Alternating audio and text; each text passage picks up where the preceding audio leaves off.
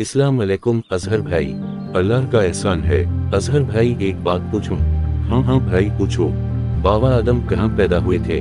मुझे तो लगता है कि वो हमारे मुल्क में ही पैदा हुए थे। वो कैसे भाई?